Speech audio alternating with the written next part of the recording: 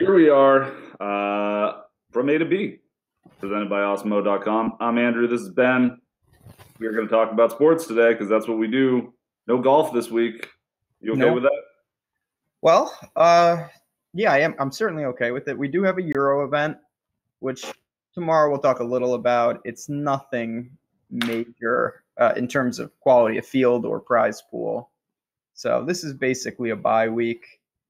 And then next week we got a 30-man. So this is if there is a low time, a slow time for golf, this is pretty much it. I'm not honestly. I think it's good timing just because, as we all know, NFL is here, college football is here. I wanted to devote a little more time to that, and the less sports you have to juggle, the better. That's absolutely true. It can be difficult to do a lot all at once. I used to enjoy the swing season a little bit more this past year and this year too, with the duties I have in NFL and NBA as far as like getting projections out. It's made it a little harder to really be deep diving during that. So yeah, I'm kind of less into it. I really start to get into golf in January now. So we'll let the swing season be the swing season. We'll certainly do stuff about it, but for now, we're gonna mostly talk about football. I think today the agenda is mainly going to be to go over the games last night a little bit, and then we were going to talk about process, like how we build lineups, just more general strategy, because it's early to get into the full slate. There's not golf, so this is normally the normal spot for this is going to be our regular Tuesday golf show, like we had on FanDuel. So, and I think, correct me if I'm wrong, but I think a general rule for this show is, when there are down times, we're going to talk general DFS because I don't think there's enough of that out there. It's super important. You can break down every slate intently, but if you're missing overarching themes and basic concepts in your process, you're not going to have, maybe have some success, but you could have more if those are kind of down pat regardless of the slate. So when we have not pressing stuff in slates, we're going to just kind of talk about that stuff. I think it's really useful and really important. Yeah, and you're kind of screwed without it. That's a really good point because I think that is what separates you or I. Like, it's much more important to understand how the games work than it is to pick plays. Like that's, it really is. How you play the game is much more important in the long run. And I think a lot of people wouldn't think that. We'll get into it. We're both going to talk about our things, but I'll just lead mine off by saying I really don't think that I separate myself at all. If anything, I'm a little behind when it goes to actually breaking down a specific slate. Where I have my edge is certainly on the other side of this, which is just the pure game of DFS. So, yeah, it's super important. Yeah, and I'm like that too. I think I'm a little more thorough when it comes to sort of picking like straight optimal plays as far as like points, just because I build my own projection systems. But like I don't even really use those to build my cash teams. But like I don't really use that very often. I mean, I use it, but I'm not particularly married to it when it comes to tournament play because the optimal plays, like consider last week, I ended up playing a lot of Kamara. You didn't. I get why you didn't because I get why you did. Yeah.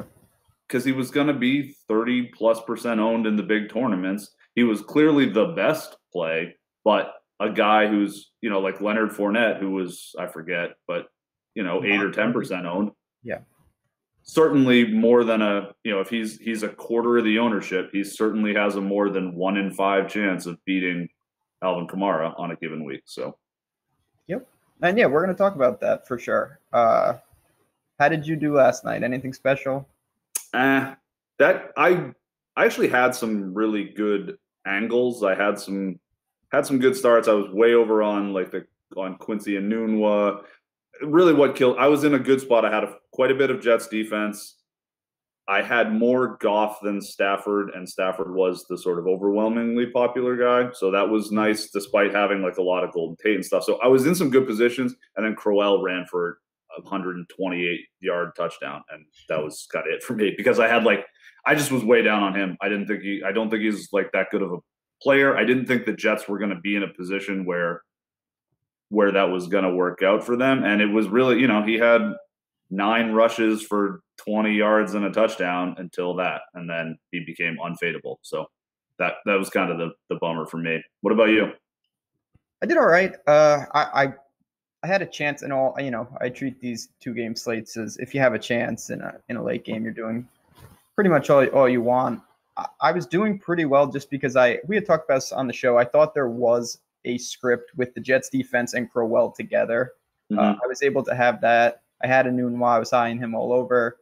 I had Tate. The guy that I honestly was one of my missing pieces was Galladay. He had a pretty good game. Right. He didn't have that. And so going into the late game, on those teams, it was looking really good. Wasn't perfect in the late game. So nothing bad happened. I did think I had a small window there for a second, though, just because Crowell, I avoided the bombs. You talked about Stafford was upwards of like 65%. Yeah. He did nothing. So that's not really, I mean, I will say Stafford kind of shocking, not shockingly, but Stafford had a very Matt Stafford kind of game. He had some awful plays, but man, he didn't play all. I don't. This sounds weird after the day after the guy throws 4 interceptions and ends up getting pulled for a minute, but I don't know how badly he made some. Other than those like 4 or 6 like awful plays, he made some. That's the thing when you watch Matt Stafford. He makes throws that no one else can really. Like you see him do this wacky stuff. They had that one drive, the one that ended with Tate sort of like walking into the end zone. Yeah, no, he was amazing. Like he moved the ball very well for a while, and then he kept making stupid mistakes. Yeah, I mean that's not that I'll bring it. I always bring things back to Josh Allen. That's a lot of Josh Allen-esque when you talk like that. He just the thing. I'll split hairs. I guess I'll say this. I think Stafford got as punished as the maximum amount. Every time he made one of those stupid throws, it was straight picked, and sometimes it was returned for a touchdown. There's a lot of games where he does that, and he has 1 interception out of it. Right. Those were some tough plays. Having said that, it was bad. I mean, they were just it was really ugly. Darnold, it's cool. Like I do like the Jets. I thought it was cool. It was nice for them. Couldn't have scripted it better. Even throwing the pick 6, right out of the gate. Honestly, if for a game like that, it's cooler to see him settle down than just have an insurmountable lead the entire time where he didn't really do anything. So we'll see. Yeah, he looked really good, man. Yeah, I mean, I think he's gonna be. I was I bet him heavily to be the number 1 pick. I didn't know the Browns were that inept. I think he's certainly what? I know. Why are you such a Browns apologist? I know. God, this is embarrassing. In addition to multiple things that are wrong with me, that's one of them. I think that we'll see. It's a lot easier, but I think this goes without saying when you're leaning on the defense and your special teams are playing like that and you don't have to do anything. They gave him every chance to succeed, and he wasn't dumb. He did nice, smart things after that first stupid throw. When they get into games where they're overmatched and it's leaning on him a little more, we'll see kind of how he responds. But hey, 1-0, nothing wrong with that. Yeah, I will say I think he got helped a lot by the Ziggy Ansah injury. That poor guy, like he always, he looked so good in limited snaps, and then he was out pretty early in the game. The Jets' offensive line is probably not very good, but he was giving Darnold some trouble those first couple series, and then he was out like second quarter, and then Darnold looked awesome after that. No, it was one of those games where it just seemed that everything was just breaking his way in particular, where every time it looked like they were going to creep back, he made the plays he needed to, but had plenty of help. Your boy Matt Patricia, all of them, not one. Well, I saw something. All the coaches, new ones this 0 for 7, I believe. So no one. Oh, really? Yeah, Gruden, all of them. Nagy, they just long season. We'll see. But yeah, the slate was fine. I didn't see. Obviously, I was on the East Coast. I didn't catch the full game. Did you watch the late game at all? I did. Yep. It was pretty sloppy at first, and then one team stopped being sloppy, and another team continued being sloppy. That was pretty much the story of it. Rams defense looks amazing. Like I don't know. I don't know how anyone's going to stop that Donald Sue pass rush. It's in the insane. corners. And yeah, with the corners, but the Oakland at least they're really big on the interior, and that's like the Osemele and the I forget, but they Gabe Jackson. They have like three really big guys on their interior, and like that's not always the most important thing, but like against an interior pass rush like that, against someone like Aaron Donald, who I don't know, man, they should have been. It was pretty nuts. Like they just were getting abused, and like I guess what I'm saying is I think that Oakland offensive line is sort of better equipped to deal with that than other teams will be. Still, And it was still bad. And Carr played like shit. Like he just made this really, really one of the worst interceptions I've seen. Just to end it basically. The Rams had gotten up by like 10 points, I think. and It was a Peters. pretty close game. Not the Peters one. Oh, okay. The Raiders were driving. They were driving pretty well, and then Richard goes into the flat, and Nelson goes to run like a curl, and Carr gets a little bit of pressure on him, and the Rams are back in zone, and he just throws this duck. Like he should have hit Richard, and then tried to hit Nelson, but it was just this like balloon in the air, and easy pick for that crappy linebacker the Rams have who made some plays, and that was the game. It was so bad. Yeah, I mean, I checked out the box score. A couple of things just stood out again from kind of box score on thing was one, they're lucky that the Rams stalled and kicked a lot of field goals. That was my first thing, because if they start converting some of those into touchdowns, it's going to be pretty prolific. And then two, and this is just a question, I don't know, I saw Cook had a big game.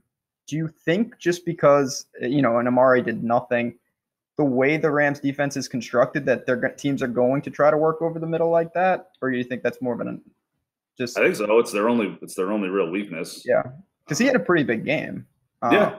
I saw his, right out of the gate, he had that long. But I'll be interested to see if tight ends or just guys working on the inside or where teams try to attack that, just because, you got the lockdown corners, you've got the two up front. It would make sense. That will be interesting. Yeah, I think so. It's going to be a wild season. I think, the Rams look good. Their offense definitely started a little bit slow, but none of them played in the preseason, so I guess that's to be expected. And Jared Goff's like not that good, so he's just not going to will a team to go crazy on their own. But they've started to get it together. They certainly tried. We were talking about if there's a Brandon Cooks game, it's that one, just because he's very fast. The Raiders do not have a very fast secondary, and they don't have much of a pass rush, so that's a chance to hit someone deep. They tried. They didn't really hit it, but Cooks was targeted a lot. So, yeah, I mean, it seems like when the Rams really tune it up a little, they're going to be pretty good, because there's just so many weapons. The defense should translate. Interesting team. I mean, they're certainly going to be there, but the NFC is just loaded. A lot of good teams. Yes. Comment from the chat. I think you guys need to be more interactive with the chat. There's never anyone in here with you guys. Can we talk the logic in that? I get you, man. If there were more people in here, I think we'd have a better time. Yeah, being interactive. It's kind of hard to interact with no one. We also have two. If I'm assuming that came from the YouTube side. Yeah. So we also have the Slack chat, which, if you're in there or on YouTube, if have a question, have a comment, drop it in. We're happy to liven it up. I welcome that. I think that's fun when. Yeah, I'm usually monitoring the YouTube chat while we go. And I got Slack. Hosting, and you got Slack. So if you got questions, we will certainly answer them. Definitely. Looking at, we're obviously, I just wanted to throw this in there, and then we can talk some process and whatnot. The college football slate's going to get, the hurricane is canceling games left and right on the Carolinas. So it's not like anyone is even remotely close to building or whatnot, but we'll have to see how that shakes out. They've canceled many home games in that area, and I'm not sure where the storm will be Saturday and Sunday. That could be a factor for sure if teams are playing. Mm-hmm. Yeah, that'll be wild to see. our buddy and producer Josh is batting down the hatches. It's looking like it's going to miss him. The heavy stuff is going to miss him by 40, 50 miles. So hopefully the storm stays on track. Vaughts says it's almost NHL season. That's true. Rangers, young core, they're coming together, Vaughts. They're actually going to be. He's got dropping some dimes about the Rangers. Hey, man, don't hate on the Rangers. No one heard you because you dropped out. Oh, well, Rangers are going to be better this year. So there you go. That's all I got. That's cool. I will say, I think Osmo and Tom are both like super big NHL guys. So they are. And we will certainly have content. And we got Homercles, our buddy. Absolutely. He's going to be doing some stuff here. And I think this is a decent way to actually transition. One of the ways, I know it's fun. I'm not saying just drop NFL and drop it, but you know what? I've said this before on podcasts, and I'll say it again. I thought really good at college football. I loved it. It went away, and I decided completely clean. I'd never played at all. I don't golf in real life. I don't particularly love golf. To take up DFS golf just because I thought there wasn't a ton of people in that space. So NHL DFS, I'm not saying just drop everything and do it, but you know what? It's probably a little exploitable. It's not saturated to the brim like some of these other sports. And we have really good guys here. I think it's a pretty cool avenue if you have some time. 100%. And that is, I think, something that gets not underreported, but just like not known. That was both of our ins here. Like literally 5 years ago, I could have told you who Tiger and Phil were, and that would have been it. I never followed golf. I don't care about it. Don't particularly care for it. I mean, it's fine. I enjoy it now. It's a good time to watch, but I got into it because no one else was, and I found there's a ton of data, and I have a stats background. I was like finishing up some grad school stuff and was like, oh wow, I should mess around with this, and started doing that. And it was just an into the industry because there's a million NFL, NBA guys, and that was kind of the thing for both of us. And we both know the NFL and the NBA better than that. So sometimes it gets frustrating when you get pigeonholed as a golf guy, but I certainly love golf now, but it was not my first sports love by any means. Oh yeah. I mean, I've always followed some golf, but again, I got in there because I saw an opportunity that, you know what, maybe there's an opening. And I think some people, and that's, again, you don't really see that when you're breaking down a slate, but part of it's like, okay, if the NBA is the easiest example, it's so incredibly hard right now in the DFS world. Even if that's your best sport, it's very, very difficult. So sometimes you want to re-examine just what you're doing and where you're devoting your time. I'm certainly not saying NBA is this is, I think, where a lot of people struggle. A lot of people say NBA is their best sport because it's the one that they can predict the best, but that's also true of everyone else. That's right. It's the sport I know the best in general. It's the sport I know more about compared to the average person more than anything else. But it's not my best DFS sport. My best DFS sport is golf because it's the easiest, because it's way more unpredictable, and it's you can, if you're willing to put in some research and be a little bit of a psycho, you can hit pretty big. NBA DFS is brutally hard. I had a great season last year. That was nice, but it's not what it used to be, where 4 or 5 years ago, NBA DFS cash was just the license for everyone to print, which was really nice. Yes, sir.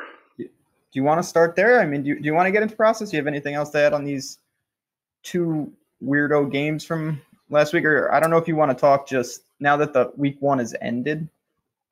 If you have any thoughts on what we really saw, but no, I mean, it was honestly a bit of a frustrating week. I feel like I got a lot of stuff pretty right and did not win any money. Like I lost some money. I did not have a good week, but it's going to happen sometimes. But yeah, it's a little frustrating too, of like got as many calls right and not. But that's what happened. Like the chalk just went absolutely apeshit. So it's really hard to have a good week when the chalk goes completely bananas like that. Yeah, I'll echo all that. I did not have a good week at all. I look at things positively. I caught multiple. I cannot get through a slate without injuries. That's going to weigh you down. I made some mistakes, which again, for me, I kind of am relieved when I see that. So I'm just like, all right, I've identified that was stupid. I won't do that again. And now I move on. So 1 week, even maybe this is just me. Sometimes it feels natural to overly press, be like, oh, well, I got to get it back. I can't start. No, you don't. There's no getting it back. Just be. It's a new week. You start fresh, and kind of go from there. Absolutely. That's what we'll do. Yeah. So, talking about process, how do you want to open this up? I feel like my process is pretty. I think people have heard my story before. I'm a little bit more of a traditionalist than you are. I may put more work into it than most people. I think that's probably true. I know that that's true because I actually create my own projection models. So, but I think I think the way I go about it is pretty standard. So maybe do you want to give an overview first and then I can dig into mine? Sure, that's fine. Yeah, I don't want to say that I'm wildly unique, because at the end of the day, I'm doing what a lot of other people are doing. I just do it in different ways. So where most people are maybe going a little more purely statistical and things of that, I'm looking at numbers, but what I'm really doing is I take the slate and I kind of just I always use the word buckets. It's for lack of a better term. Take the games and I put them in different buckets. Some are just, I have no interest in this and it's kind of to the side. Others, it's pretty stackable. And then, most games fall into the we'll see. And I kind of just I go game by game, and then I'll go position by position where I just identify different things, different pairings that I think are useful, different scenarios. I do that, and slowly but surely, the slate itself takes a picture. I have an idea of what I want to do, and the stronger I feel about something, I start there and then I work around it. I don't try to make whatever, if it's 9 slots, 9 perfect picks, I make 5 or 6 that I feel really good at, and then I do other scenarios like, all right, well, these 3 guys, if this happens, they might fit nicely here. What's an indicator of this is one of the things I want to do? How do you pick a game that gets in the right bucket? Like what check do you have the things that you mark on a checklist that you're looking for? So I do really, and I think this is an important aspect. It'll, when I'm speaking about this, a lot of it's going to jump to more general things. For me, I think it's really important to not have a specific checklist, because if every slate is different and some weeks what you want is just going to be different with others, and if you're trying to just fit it into what you always do, you're going to end up, making mistakes because it just differentiates. So for me, it's just a game where I look at it and I see, I don't have quantitative things, but it's just, okay, this is a spot where I look at a team and I think they could have a lot of success here. This is a game where I see both defenses struggling. I'll look at the numbers to reflect that and lead me in the right direction. And then I just take things that I've seen, things that I've observed. And I do tend to build, even in not just daily sports like basketball. I don't really play baseball, but even in golf or football, kind of in a cluster where I'm like, I'm going to be probably pretty high on this guy for a couple weeks in a row, just because I think he's due for positive regression. Maybe this isn't the perfect spot, but I'm willing to say if I get him right within this range, I don't have to say it's just going to be week 3. And if I don't get him right there, I get him wrong. I think sometimes people do that, and it's just like, you're really, more power to you, but I don't feel confident enough where I can just say, you know what, this is the week for this guy. I think this is going to be a good spot for him going forward, and I'll take shares and be overweight on someone. Yeah, I think that makes. Yeah. So I'm just going to pass it right back to you. I mean, I know you do so you formulate, you get your projections and whatnot. It's funny, we obviously talk all the time. I've never really asked you this. What do you do multiple runs of that, or do you just kind of get it ironed out and then you just go from there right off of it? So my process is 2-pronged kind of, and I start off very traditionally where I have a master's degree in statistics. I have built my own models for all 4 sports that I play. Even baseball, which I don't really play, but the 4, NFL, NBA, golf, and Major League Baseball, I have models for. And for football specifically, I have a system that kind of figures out, based on these matchups and where the game is, like how many plays will be run, and then I kind of break it down. I have, this is stuff that's somewhat automated. where I break down the pass versus run distribution. So I end up having an idea of this team is going to have this many pass attempts, therefore this quarterback's going to have this many pass attempts. And then, and same thing with the running attempts. And then it's breaking up. This is where there's a bit more art to it, but breaking up the sort of workloads for everyone. Like, Danny Amendola is going to get 8. Like that was last week. I had Tannehill projected for almost 38 passing attempts, which was the highest on the slate. He did throw a lot, and I think I had Amendola for 20% of those. So you're looking at almost 8 targets for him at 4,200. That seems like a smash. So, and then there's blah blah blah, using a lot of stuff based on a guy's personal past as well as what the opposing defense will allow as far as sort of yards per target. They use some regression modeling to figure that stuff out. Then touchdowns, I base off of Vegas stuff. So I get a pretty clear projection out of all of that. And I'll use that. I'll run some optimizers. Yeah, I'm updating it throughout the week. If somebody goes down, it's like, oh, I got to reassign this, this percentage of the targets or this percentage of the rushing touchdowns to someone else. But I'll generally go through that, run some optimizers, get an idea of what I think the sort of optimal stuff is, and then look at, hey, do I have guys that are lower ownership projected at similar projections? And then I'll usually jump all over them. And then I really try to dive. The other part of my process is like, I really try to dive in on angles. And I try to learn a lot about football in the non-analytical part. Like, an analytical part too. Like I will look at, hey, this team has a very, I have a lot of combine stats and I'll say this team's front seven is very slow and there's speed players on the opposing team. That's a good matchup to attack. Try to get at it like that. But I also just like read and listen to as much as I possibly can about the NFL from NFL analysts. Like I honestly avoid DFS people when trying to learn about the actual sport. I try to learn about it from people who know the sport, because the DFS stuff like is just a bunch of guys like me. So I feel like I'm trying to learn more about it. And so I, listen to every analyst I can, read every article I can, and just get as much about that and try to learn more about the sport. And that's where I find sort of matchup angles. And that's where I think I've sort of separated myself in football anyway. And, and in basketball, it's like I have a better understanding of how the game should play out based on the team's particular strengths and weaknesses, and then use that as my sort of qualitative part to add to my projections that I started with. You know what I mean?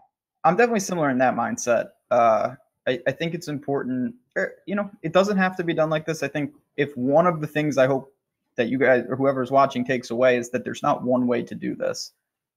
There's many ways. If you have something that works for you, just do that. Find what's going to fit your strengths. Not every, for the reason, yes, I understand statistics, but I am not a stats person. If I tried to do that, I would be competing with people who are just naturally better at that. So I found a different avenue, and that's sometimes what you have to do. If you try to do what everyone else does, it's not your natural thing. You're probably going to be behind. But I will second, just understanding the sport. I know I've taken leaps and bounds. I've always liked sports, but in truly getting, okay, this is how this team wants to attack. Does this fit in? And that's, again, I'll go back to my buckets thing. You were asking, is there a checklist? No, but stuff like that is heavily, integrated there, where I just say, this is a team that I think naturally wants to do this, and it's actually a weakness. This team is susceptible to that. That seems pretty good. It's puzzles. I really go back to puzzles. I really go back to just, it's a game. It's just trying to solve a problem. Yeah, absolutely. It is. Speaking of solving a problem, there's some chatter going on in the YouTube that I would like to address, because it's a lot of people sort of wondering, and I get that, sort of wondering like what this show is. I think that's maybe what people are confused by, and maybe why they have a harder time interacting or asking questions. And the truth is, we're still figuring that out. We moved to a new site and we got a daily show. We typically had done just a couple golf focus shows per week. And then we were both sort of the first alternate guys on NBA and NFL shows. You did a regular Sunday NFL show last year, but I was kind of like the next guy in on a lot of stuff. This is a show about DFS and about us playing it. We're filling up 5 shows a week. We have plenty of shows that are slate by slate, game by game slate breakdowns. you and I will be on some of those shows. For sure. This show is not as much that. We will do the regular Tuesday golf show. There's no golf this week, so we're not talking about that. You can talk about Euro a little bit. I have not really looked at that, to be honest, because I have other stuff on my end going on. I don't know if you are planning on diving into it too much, but in general, we will have different topics every day. Usually Tuesday will be the regular golf show. Thursday we do two fellas with Laffy, three fellas. Friday, we'll kind of dive in here and there. We're going to talk a lot about the NBA when that's coming around, but today is kind of we're talking about how we approach and building NFL lineups. So yeah, that just happens to be the topic of the day. So to give my I'll answer the same question. First, this show, and obviously I'm really enjoying it. It's 2:30 to 3:30 on the weekdays.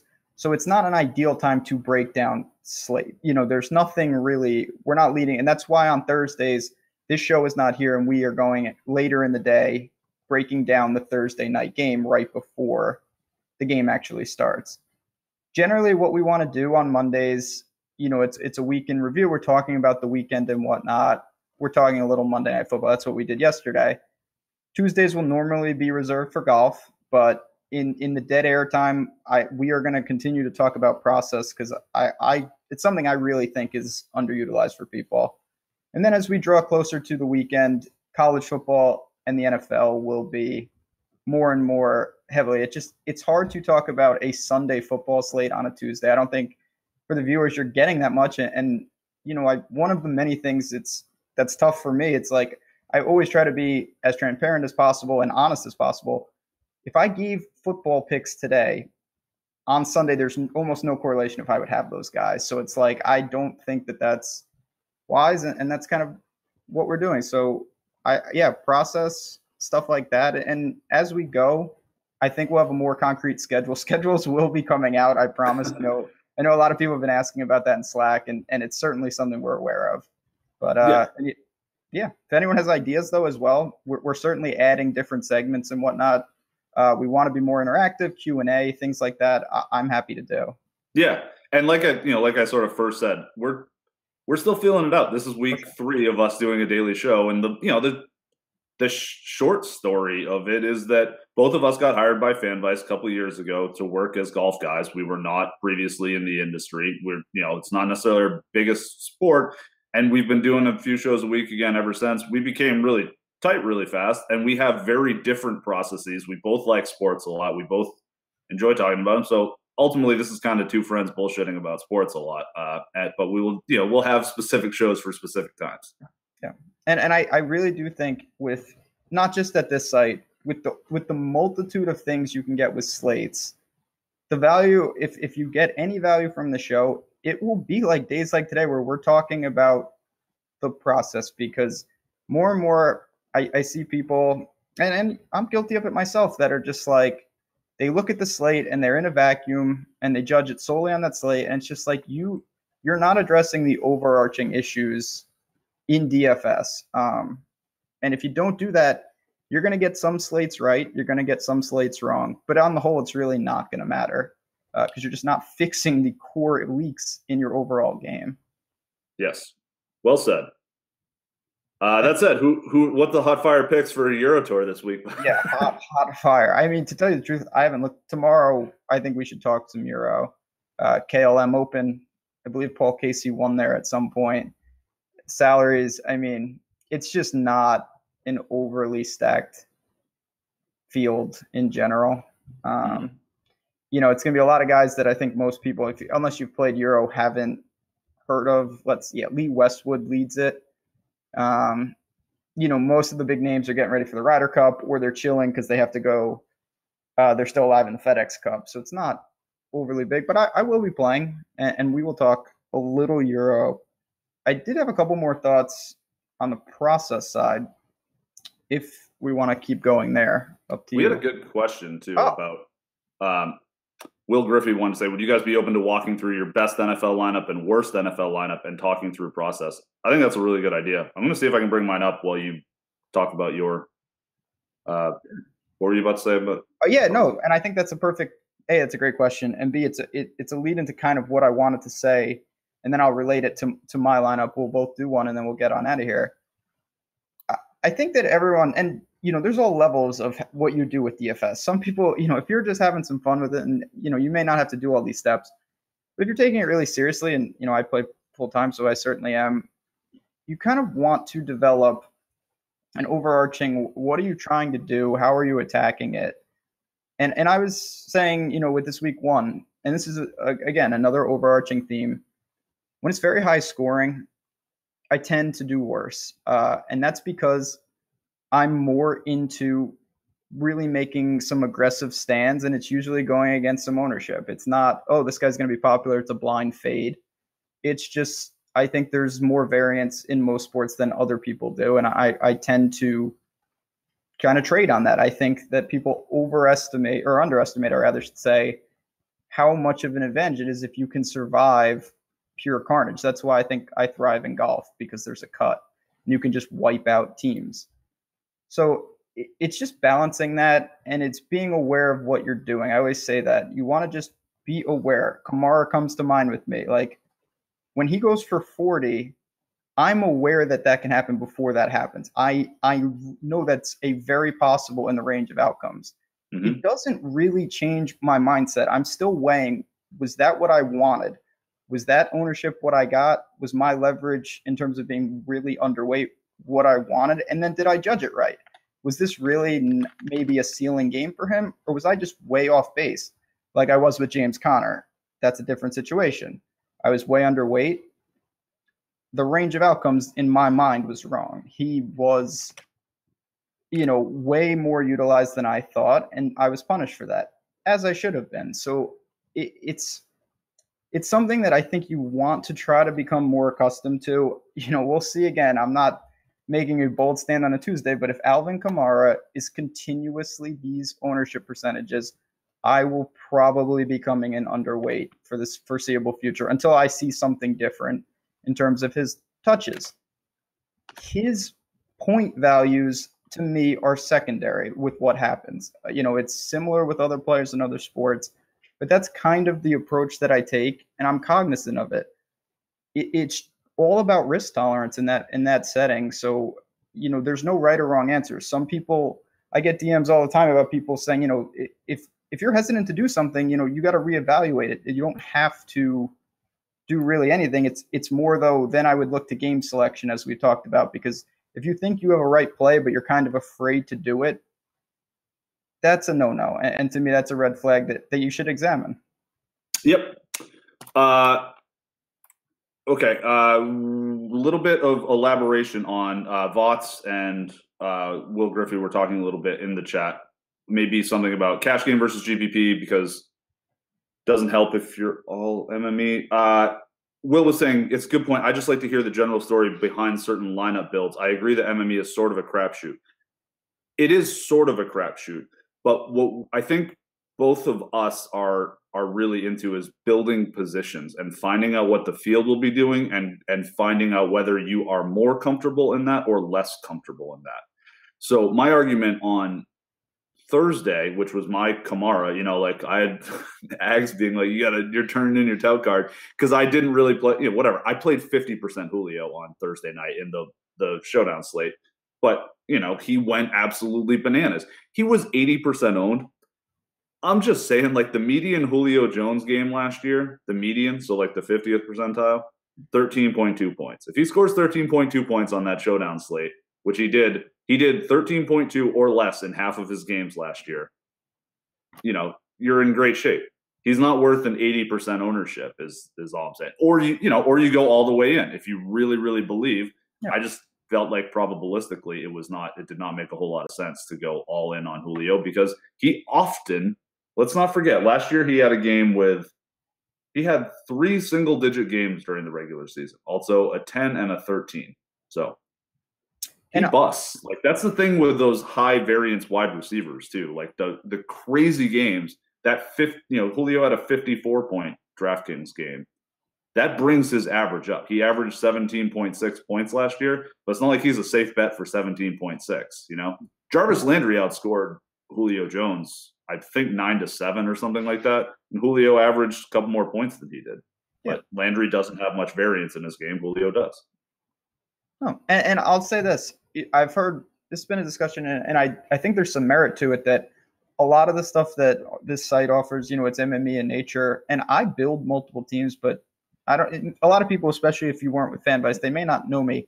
I don't consider myself an MME person. You are. I think. No offense, man, but I don't. I want to put you are. I think you are compared to the average person. You're not building 900 lineups, but making 50 is MME.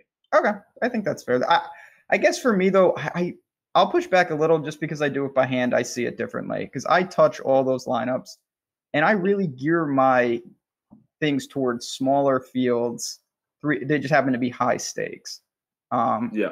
But that's like I do not make my money from winning huge field tournaments. I really don't. Does that happen occasionally? Yeah, and it's very fortunate, mostly luck. I just you build right and you hope that eventually you get the magic bullets. But I do think that there's some aspects where you're talking about 3 max single entry cash, which I'm learning along with a lot of other people in that regard, trying to get better at it. Okay, yeah, I guess that's true. You're right, though. That is a fair pushback. Where you have traditionally done really well is in sort of smaller field.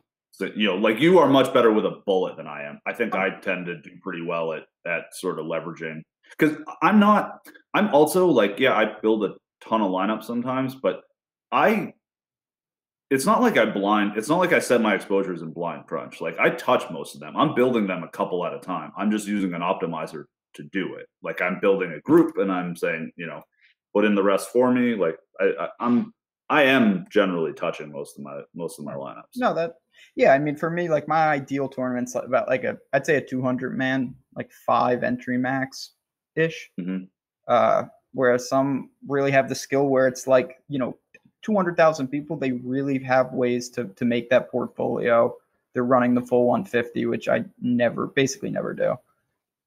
Anyway, do you want to get into the NFL lineups? I think that is pretty interesting. I couldn't find mine from the Sunday slate because those are off of DraftKings now, and I didn't save them. But do you have yours? Did you download yours as a CSV beforehand? No, but I can get mine pretty quick. If you want to, let's say I'll go in. Then we will look. I don't really have much. Goodness. What do you mean they're off DraftKings? Just out of curiosity, what were you? Oh, they're not on your lineup page, you're saying? Yeah, they're not on my lineup page anymore. Okay. Julio, question or not a question, statement, which I don't know if I agree with. From Mark C, Julio wears down physically. He'll get leg issues at some point, so I think his variance is relatively predictable. Early season, he's above average. I would say no. Last year, his first 5 games, whatever, he did not have a 20-plus point game until I can say that because I had about 60% of them. Oh, yeah, dude. I remember. Like, I had played so much Julio. He scored 10, 18.8, 16.1, 6, and 13.2 points in his first 5 games last year. And then he had a pretty big midseason. And then he had an amazing playoff. So I would push back on that pretty strongly. Julio is not. He's a physically dominating dude. He's big. And I think you're with me. We are in the minority at this point that we are Team Julio over Antonio Brown. Yeah. And Tony makes some crazy catches. Tony's amazing, obviously, but just give me the guy who's got 4 or 5 inches and 40 pounds on him. Just give me the size and speed. Julio's faster than Tony too. It's crazy. Tony's just at another level. Go ahead. I have so I've got my lineups here. How did you get them? I feel like a fish here. So I go into my my contest and then history and I scrolled back. Oh yeah, they didn't have that for me. Maybe I did something wrong. Continue. Go like 30 days or whatever. Okay. What do you think? I know we're learning on the fly here. You want me to share my screen or you want me to just rattle this off? Can you share your screen? I know our bosses want us to do that more. Yeah, I can try. So bear with us, chat. We're doing this on the fly. I'm here. What can I help with? Sorry. I am sharing my screen here.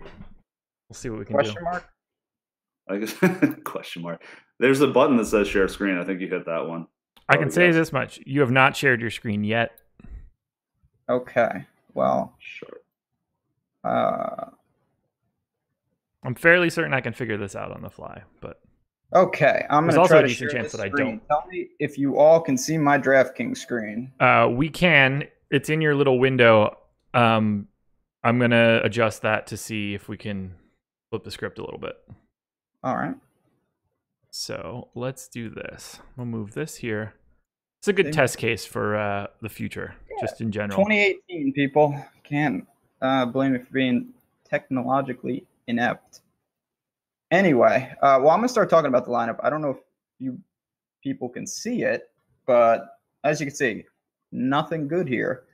But this was an interesting lineup, this one up here. I think it's a good one to talk about for me. It was one of the ones I ran up through high stakes. And basically what I did was I was really high on the Panthers in general. I had a lot of Cam, a lot of Christian McCaffrey, and a lot of Greg Olsen. Throughout my lineups, I had no problem pairing Cam with McCaffrey just because of, his immense pass catching abilities. And then, Gronk was really the other guy in terms of popularity that I was comfortable putting in there. I punted with the Browns defense on most of my teams. I thought that just flat 2K was what I could really do, and it would open it up and allow me to kind of almost play a pick'em aspect with the teams I could load up elsewhere. You look at Melvin Gordon was just one of the running backs that I think I identified. I pivoted. I was not on Keelan Cole at all. D.D. Westbrook was the pivot there, which didn't really work. More so because, as we talked about yesterday, not that he returned value, but if you didn't return 5x in some of these spots, you were absolutely punished. And then the guy I really want to talk about is Royce Freeman. So this was a lineup that was a glaring mistake for me. I originally had Matt Breida in there. I thought that was a pretty good spot. And then as we drew closer to 1 o'clock, it seemed like Alfred Morris may outtouch him, may get the first crack. And I just didn't want to deal with that. I should have slid in James Conner there. That was just a stupid mistake on my part. This lineup with the Browns defense and DD had plenty of zig in it. I should have took that low-hanging fruit. And that would have been, especially in higher stakes, it would have been around 230-ish, maybe, 225-ish. Would have made me some extra money and helped to salvage the week. So this was a lineup I was pretty happy with, but at the same time, it was my best lineup, but it was also the one I was most furious about because this was the glaring mistake on my week. I should not have missed that. I did not judge it right in terms of the balance between ownership being somewhat underweight, somewhat overweight. And those are little edges, in a week where I caught the injury bug with Fournette and with Olsen. I could have made a lot more, in terms of mitigating the damage with a simple correction there. So yeah, that's one that I was pretty interested in. Yeah, not bad. That'll work. All right, I'm gonna stop sharing this. Get this off the screen. I cannot share yet because I have two different setups. I will figure this out for shortly because I know we're going to do a fair amount of this in our lives. My best lineup is a Buccaneers stack. Oh boy, it's a stack of that game. So it's Fitzpatrick with let's talk about the good first with Kamara and Michael Thomas. So 1,000,000 points there. James Conner I have in the flex. I have Keenan Allen there, Patriots defense, and then Fournette, who I caught the injury bug on. Chris Godwin. Here's the trouble is, as I was saying, and this is part of, so I push back on being an MME guy. This is something that is an MME mistake. Had I touched this more closely by hand, I would not have been in this position. Ryan Fitzpatrick rated out really well in the projections. The problem is Deshaun Jackson was barely supposed to play, and Mike Evans was too expensive given his matchup. So I had a hard time getting a value stack there. So this stack is one that showed up because of the projections, and it's Chris Godwin, who was fine, and Cameron Brate, who bageled.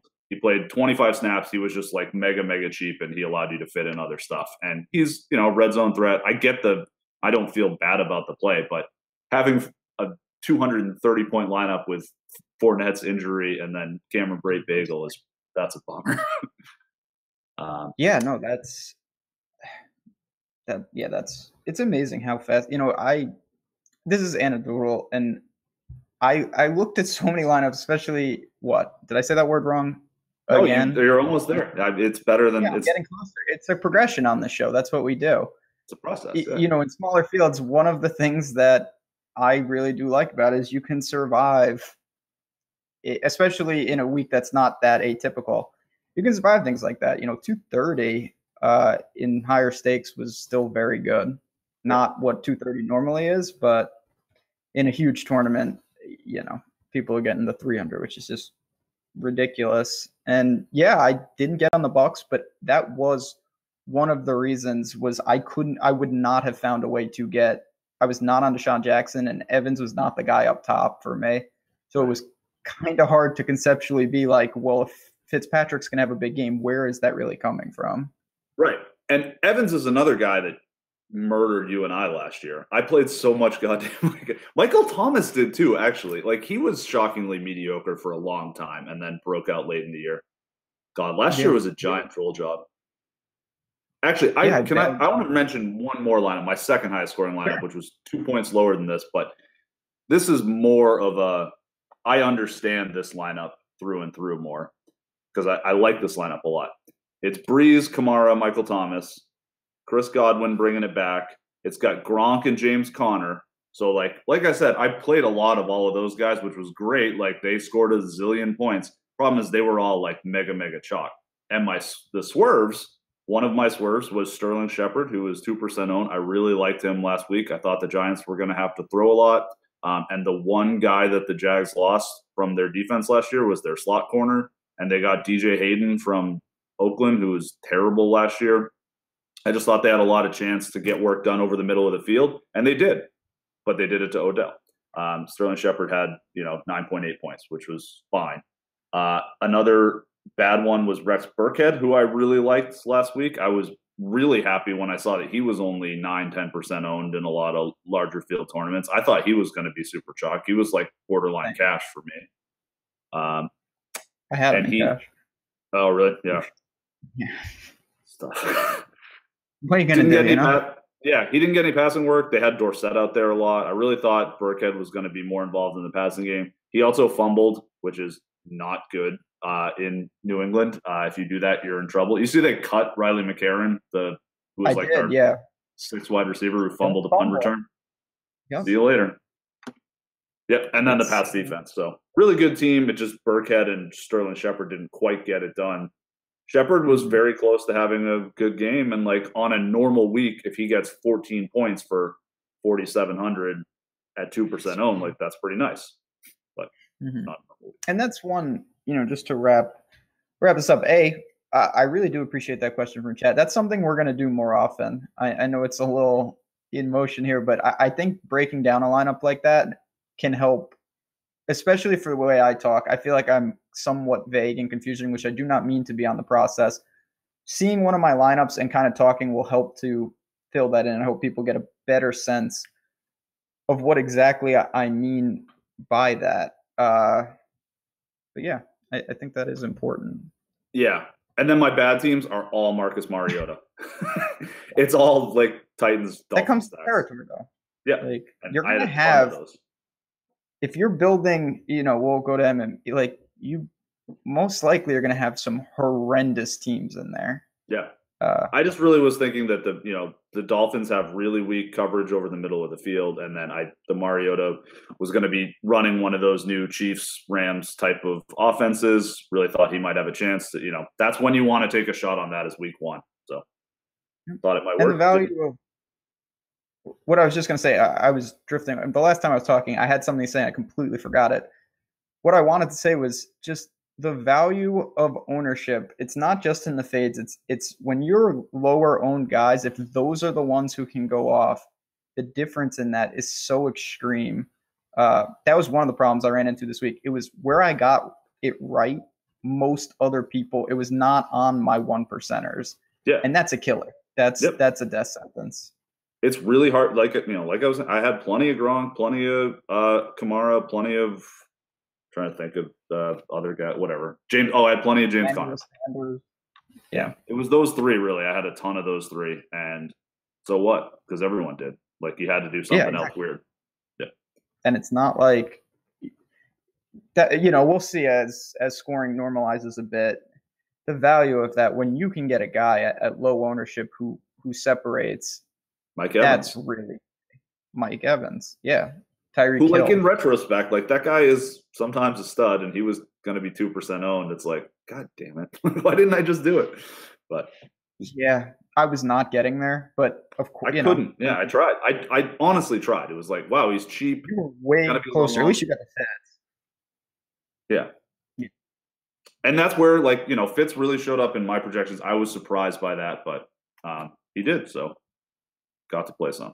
Wish I played more. Mm-hmm. It's always a process. Yeah. I mean, and that's where, last thing I'll say is that's why I advocate for just not, you want a process, of course, but you don't want such a rigid, regimented process that you can't deviate.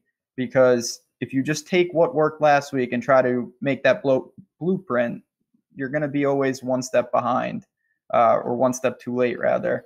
It's kind of taking some things and saying, all right, these are trends that I think maybe I picked up on early, and then integrating things that haven't happened yet. All about trying to be just that week early. That really is the key. Oh yeah, yep, absolutely. And that's the same. Obviously, same thing in golf. So.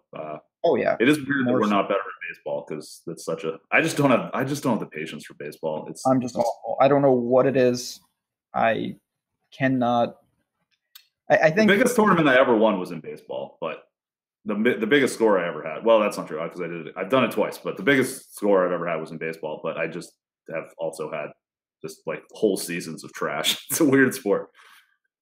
Yeah, that's a different grind, and even so, that shows again, not even just within week to week, from DFS sport to DFS sport. I think that's important. I know right now, just trying for me from like my golf mindset to my NFL and college football mindset, that's a process. Like some of the principles, of course, translate, but on the whole, it is different. You're totally different mindset, totally different builds and whatnot. So you do have to kind of be adaptable. Yep. I agree. All right. Cool. I think that'll just about do it. You should check out, if you have not yet, we have a new segment thing. We're doing a poll on Twitter. Yep. It is on Ben's page right now. I have retweeted it, but I think we'll switch off weeks or something. We figure start it off. Ben has more followers than me because he's got those crazy bucks. So you should go vote on Ben's page. There's a tweet about whether or not you think Alabama would be a favorite against any NFL team if they were allowed an extra man on the field at all times. And we will be discussing the results of said poll on Friday. So that'll do it for today. Process show, a lot of fun to talk about. This is not the process. This is from A to B. Shout out to the process. Thank you, Josh, for producing and bearing with us. Ben, good talking to you. Thanks, everyone, for tuning into the chat. It was fun to interact with people more. We would like to do that more. So pop in, say hey. Definitely. Do stuff. Give us a thumb on YouTube. I've never said that before. Marketing. Yeah. All right. So thanks, everyone. And we will talk to you. We'll be around tomorrow.